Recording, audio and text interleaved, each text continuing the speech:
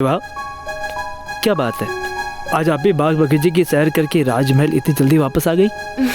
जी महाराज, आज हमारी तबीयत कुछ ठीक सी नहीं थी और पैरों में भी थोड़ा दर्द था, इसलिए सोचा राजमहल जल्दी वापस चले आएं, थोड़ा आराम कर लेंगे। चलो, अच्छा हुआ आप राजमहल जल्दी वापस आ गई। हमारे लिए काम और आसान हो जाएगा। जी, क्या मतलब? महारानी, क्या आप हमारे लिए एक उपकार करेंगी? क्या कहना चाहते हैं महाराज, कहिए। देखिए, हमारे छोटे संदूक में जी आप 2 जोड़ी वस्त्र रखवा दीजिए और एक कुर्ता पैजामा भी। कल सुबह हमें जल्दी जाना होगा। कल ही तो आप व्यापार के दौरे से वापस आए हैं और फिर कल सुबह वापस जाने की बात कर रहे हैं, वो भी पूरा 1 सप्ताह के लिए। आप हमारे साथ ऐसा क्यों कर रहे हैं महाराज? हम सब इन सब बातों पे चर्चा क्यों कर रहे हैं महारानी, और इन सब बातों का क्या उपयोग है? देखिए, हमें कल के कार्यक्रम के लिए कुछ योजना बनानी है, हमें कुछ समय चाहिए, तो हम इस बारे में चर्चा नहीं करते हैं। महाराज, और यदि मैंने इस बरनी में सबसे पहले रेत भरी होती तो ये कांच के बड़े बड़े अंटे, तो इस कंकड़ के लिए जगह ही नहीं बचती, या कंकड़ पहले भर दिए होते जी तो अंटे नहीं भर पाते। हाँ, रेत जरूर आ सकती थी। ठीक यही बात हमारे जीवन में भी लागू होती है। यदि हम छोटी छोटी बातों के पीछे पड़े रहेंगे और अपनी ऊर्जा उसमें नष्ट करेंगे तो हमारे पास मुख्य बातों के लिए अधिक समय नहीं रहेगा। महाराज, मत जाइए ना अभी। महारानी, आप समझने की कोशिश क्यों नहीं करते हैं? मैं कार्य के लिए जा रहा हूँ। महाराज, मत जाइए ना, हमें अकेला छोड़ के ना जाएं। इस तरह बालक की तरह हट मत कीजिए, जाने दीजिए हमें।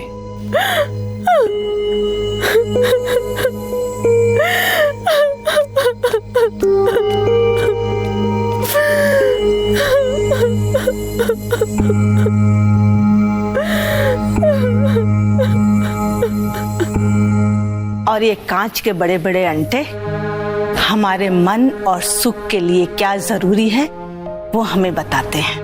अपने परिवार से बातें करो, उनके सुख दुख में भागीदार बनो, अपने जीवन साथी के मन की बातें जानो कि वो क्या चाहता है, और फिर तुम अपने मन की बात उनके सामने रखो और ये बेकार की बातें अपने मन से बाहर निकाल दो।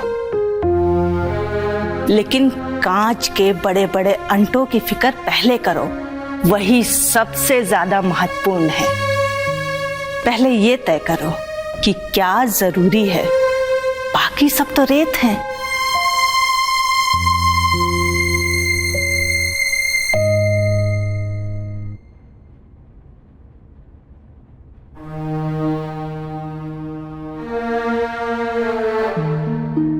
हमारे इतना रोकने पे भी महाराज हमें अकेला छोड़कर चले गए।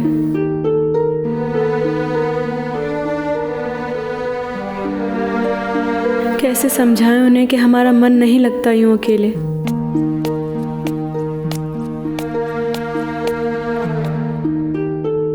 महारानी,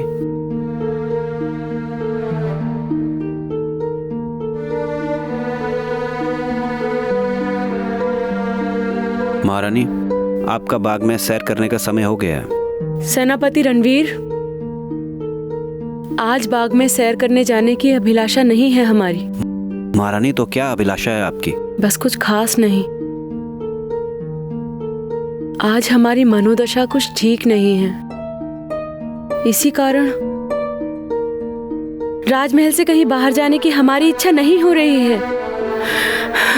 सेनापति रणवीर, हमें नहीं जाना कहीं बाहर। महारानी, आपकी मनोदशा कभी एकदम सही और एकदम खराब हो जाती है। अगर आपको बुरा न लगे तो क्या मैं आपसे एक बात पूछ सकता हूँ? पूछिए सेनापति रणवीर। अगर आपकी मनोदशा आज कहीं जाने की नहीं है तो कोई बात नहीं। वैसे भी आप रोज बाग बगीचे में सैर सपाटे के लिए तो जाती ही हैं, चाहे आपकी मनोदशा ठीक हो या खराब। तो मैं ये कह रहा था महारानी के मैं आपके लिए एक अलग तरीके का सूप बनाना चाहता हूँ अपने हाथों से, जिसके पीने के बाद आपकी मनोदशा भी एकदम से बदल जाएगी। महारानी, अब आप मना मत कीजिएगा, इसी बहाने इस सेनापति को यहाँ पर बैठकर आपके साथ सूप पीने का मौका मिलेगा। ठीक है सेनापति रणवीर, आज आपके हाथ का गरम सूप भी हम पी ही लेते हैं। रसोई घर वहाँ है। जी।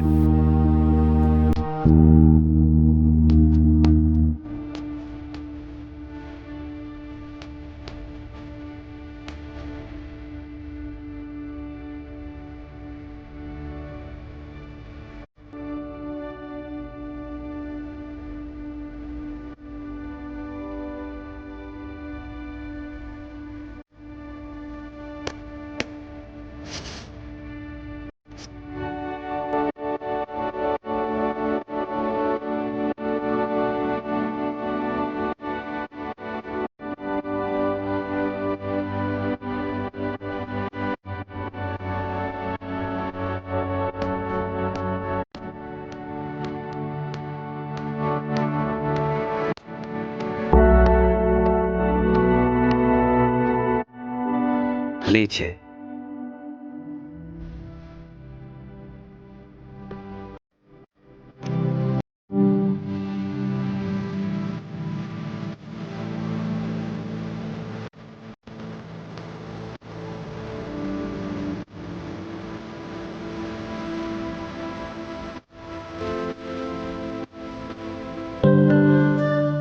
सूप काफी स्वादिष्ट है। धन्यवाद महारानी।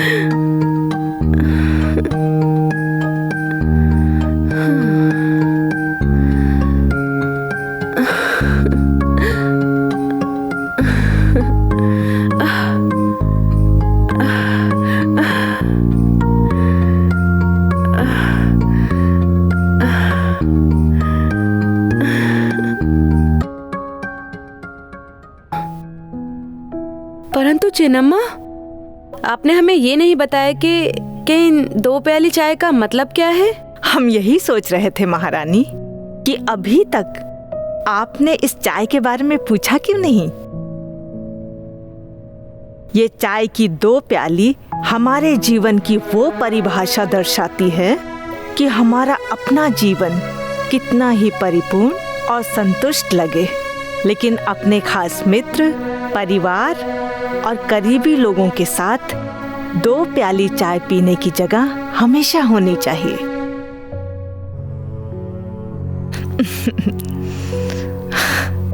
ये लीजिए। ये क्या है चिन्नम्मा?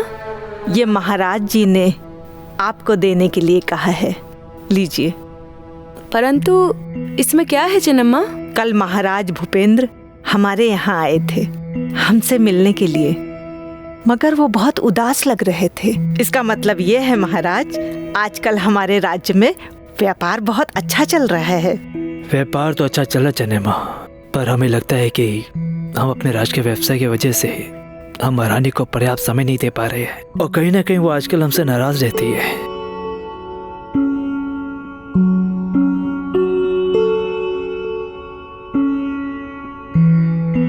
चनेमा, आपको हमारे लिए कार्य करना होगा।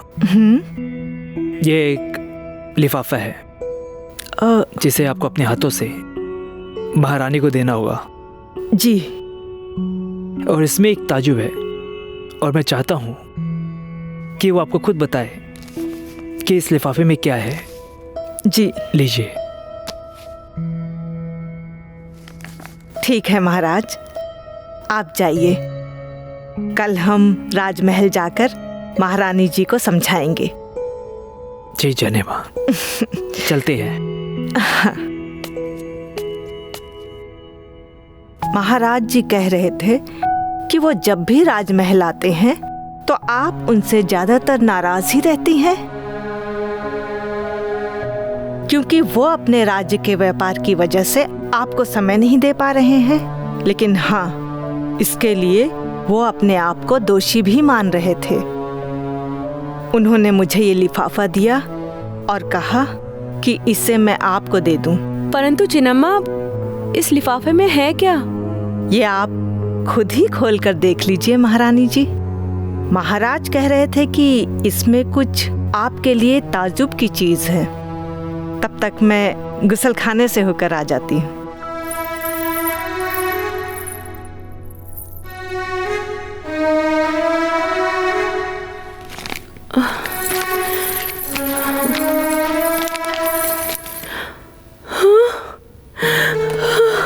हे भगवान, इस लिफाफे में रात्रि कवच का पुलिंदा।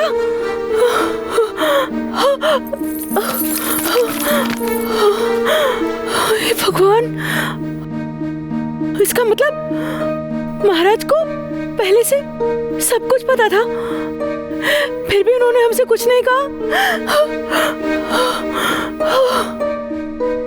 कहीं ये वही रात्रि कवच का पुलिंदा तो नहीं जिसके लिए सेनापति रणवीर बोल रहे थे? हे भगवान, अनर्थ हो जाएगा। परसों रात जब अचानक महाराज भूपेंद्र राजमहल आए थे, कहीं उन्हें पता तो नहीं चल गया?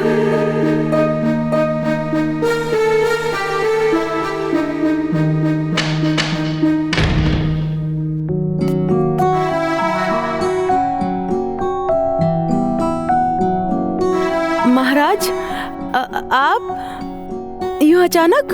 हाँ महारानी, अगर हम अचानक नहीं आते तो आपका इतना खूबसूरत दृश्य कैसे देख पाते?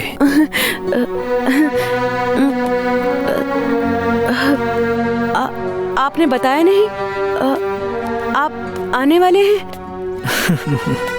महारानी, हर बात बता के नहीं होती है। वैसे आपसे एक बात कहे? जी कहिए।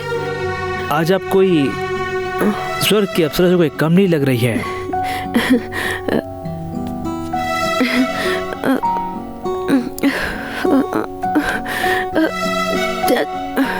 महाराज, हमारी तबीयत कुछ ठीक नहीं है और हमारे बदन में भी दर्द है। हमें सुबह वैद्य के पास भी जाना है। वैद्य जी के पास तो आपको सुबह जाना है ना, पर अभी? महाराज, अभी के लिए आप स्नान करके तरोताजा हो जाइए। हम आपके लिए भोजन की व्यवस्था करते हैं। आप ठीक कह रही है महारानी। ऐसे हमने अपने राज्य के व्यापारियों के साथ रात्रि भोजन कर लिया महारानी। अभी हम स्नान घर में जाकर थोड़ा तरोताजा हो जाते हैं। जी महाराज, अवश्य।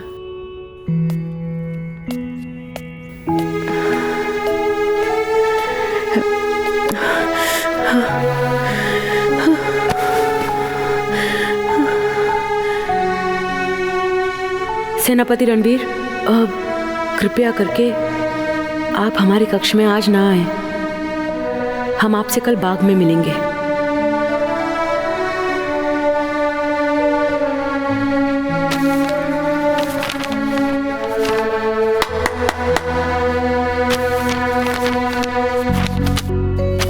कहिए महारानी जी।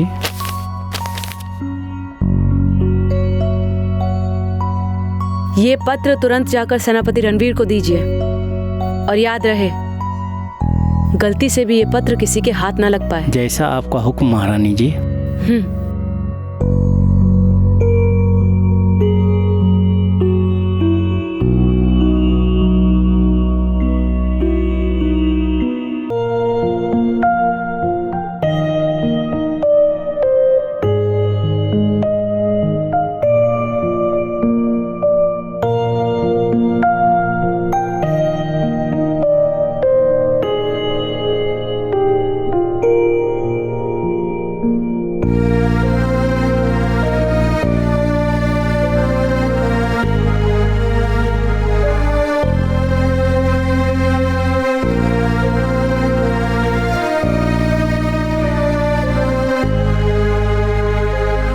महारानी, आज आप बेहद सुंदर लग रही है। चलो ना, आज हम रसमय भोग का आनंद लेते हैं।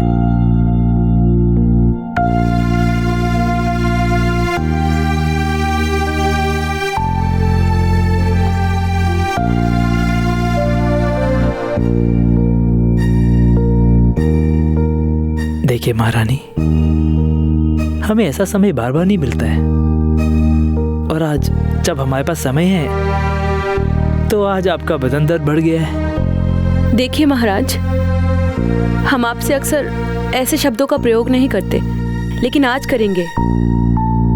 आपके लिए आपका व्यापार ही सब कुछ है, आप उसी को महत्व देते हैं, तो आप उसी को महत्व ज्यादा दीजिए, हमें नहीं।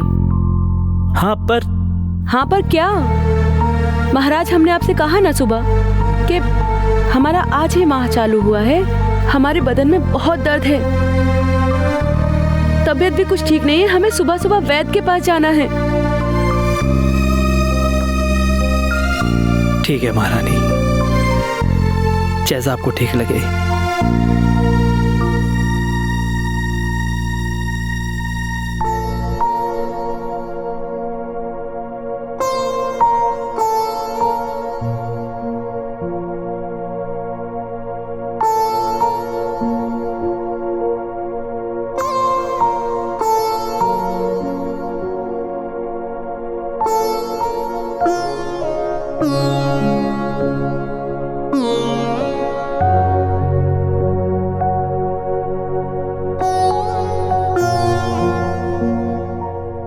महाराज, हम क्या कह रहे थे कि आप तो अगले इतवार आने वाले थे ना,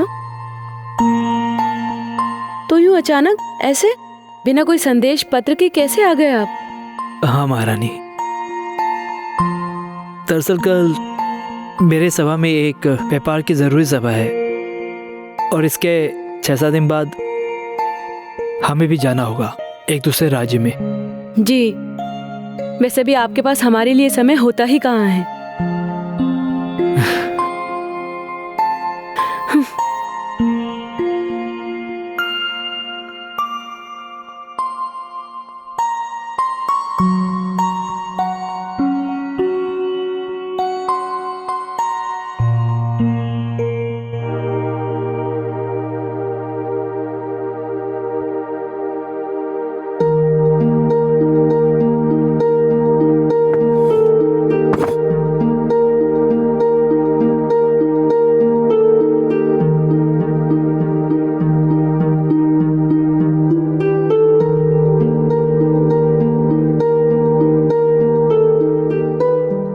बस महारानी, इस दौरे के बाद हमारे पास समय ही समय होगा।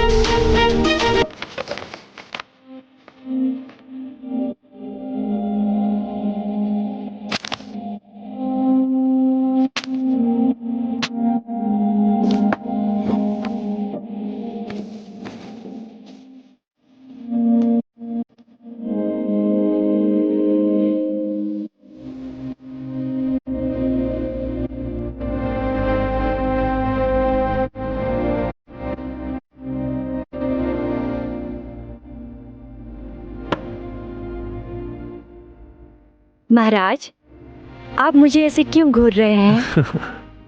हम आपको घूर नहीं रहे, हम तो बस आपको देखकर कुछ सोच रहे हैं। अच्छा, तो ठीक है, आप मुझे बताइए, आप मुझे देख के क्या सोच रहे हैं? यही कि अगर आप कल व्यापार सभा में आप यही पोशाक पहनकर वार्तालाप करें तो हमारा सौदा जल्दी पक्का हो जाएगा। इस रात्रिकालीन पोशाक में ऐसा क्या है? इसे पहनकर वर्तमान सभा में अपने व्यापार में आसानी से सौदा पक्का हो जाएगा। जरा मुझे भी तो बताइए। इसके लिए आपको कागजात और प्रतिलिपियों को देखते हुए आपको अपने व्यापारियों पर ध्यान देना होगा और उनकी नजर इस कागजात पर नहीं बल्कि आप पर टिकी हो।